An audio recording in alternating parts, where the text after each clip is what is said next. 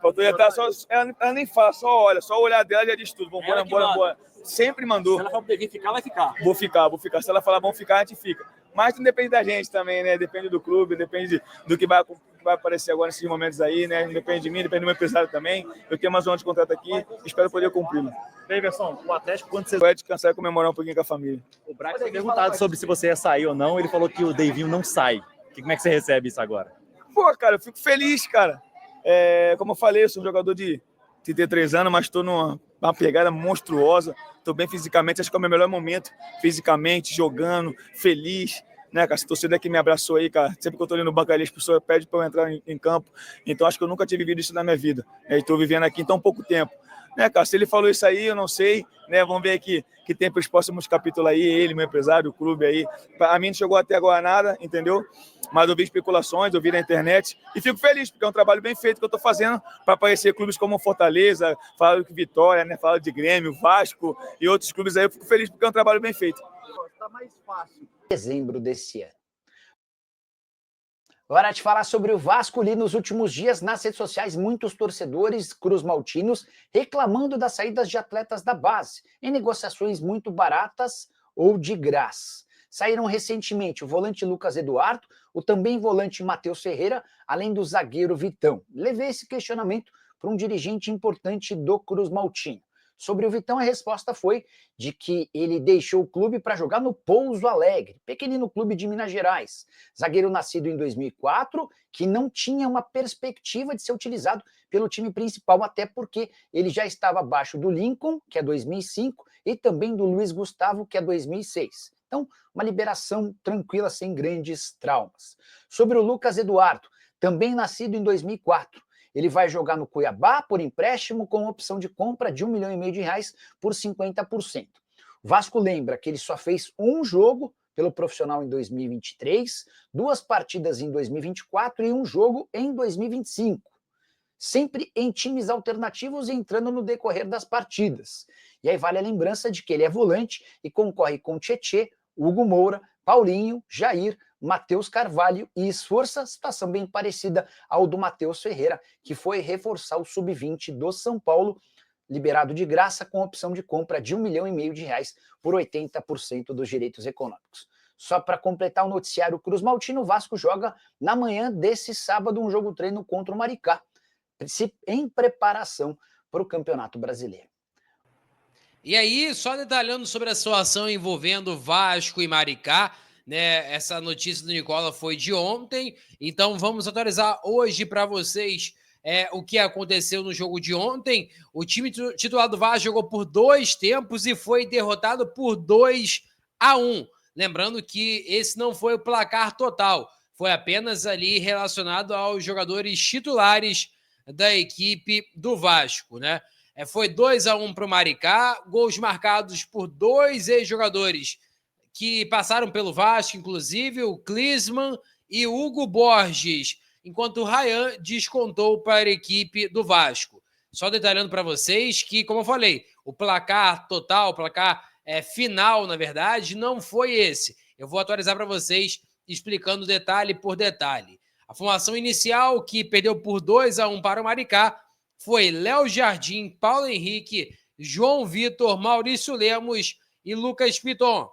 Hugo Moura, Jair, Garré, Nuno Moreira, Ryan e Pablo Verrete.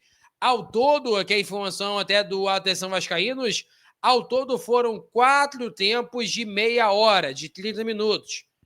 E nos 2 últimos tempos, os reservas venceram por 3-0, com gols de Paulinho, Souza e Esforza, finalizando o jogo com um total de 4-2 para a equipe do Vasco da Gama.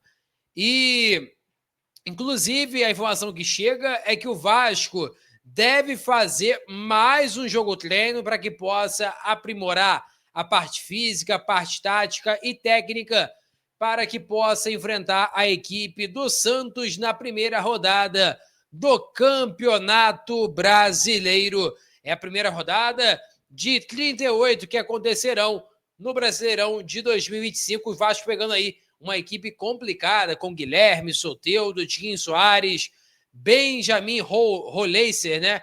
além, é claro, também do Neymar. Agora, o Vasco também divulgou em relação ao boletim médico de alguns jogadores que estão lesionados, que estão em recondicionamento físico, e vocês vão estar acompanhando nesse momento. Vamos lá detalhar nome por nome em relação a esses atletas que o Vasco divulgou o boletim médico.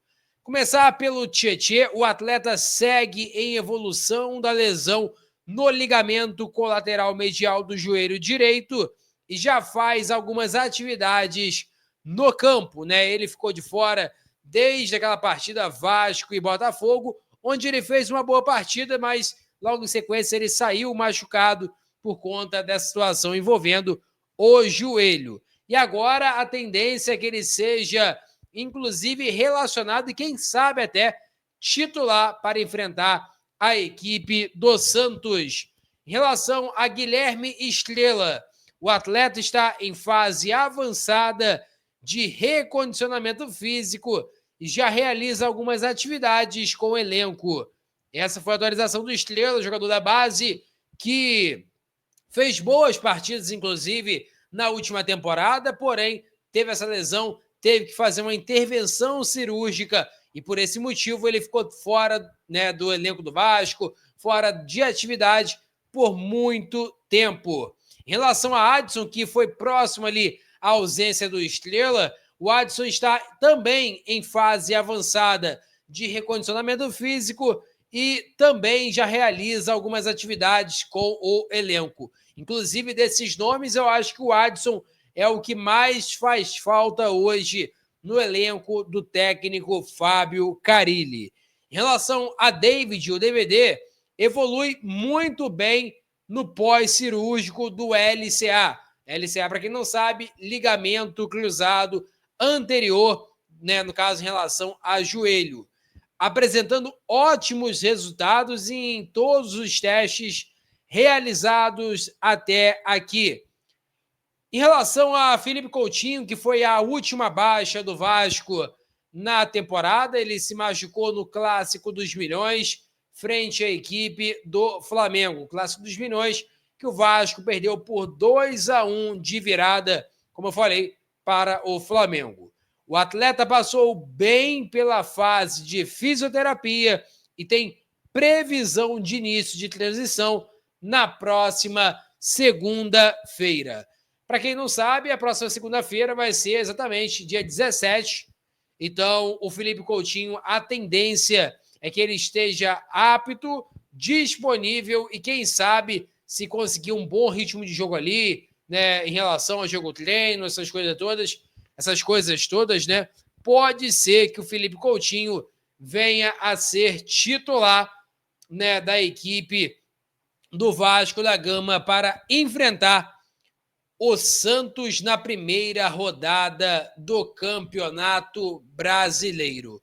Aproveitando também para atualizar sobre a situação envolvendo o Santos, né, uma notícia que talvez alivie um pouquinho o sentimento do torcedor vascaíno, que é em relação a Neymar. O Neymar, ele sofreu uma lesão, inclusive teve várias críticas aí relacionado ao Neymar, sobre ele não atuar no clássico, no derby, né, como é chamado, lá no futebol paulista. O Neymar, ele teve a lesão, ficou de fora de Santos e Corinthians, e a informação do GE é a seguinte, ó, lesão de Neymar é considerada leve e o atacante do Santos deve voltar rapidamente aos gramados.